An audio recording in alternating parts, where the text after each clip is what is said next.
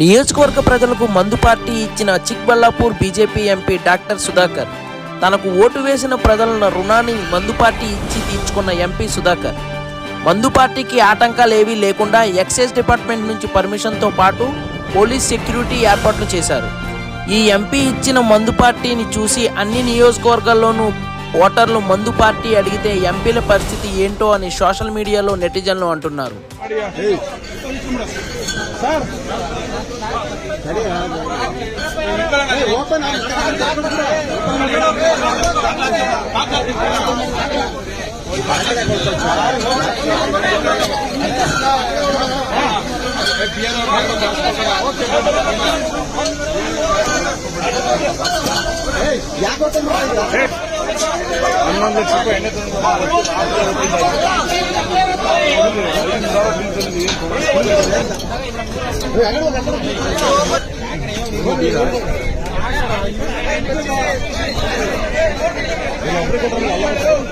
line ಬೋಲೆ ನಟ್ಯ Nataraju shawl ತೆಗಿ ಜೋಗಿಕ್ಕೋ shawl shawl ಶಾಲು ಜೋಗಿಕ್ಕೋ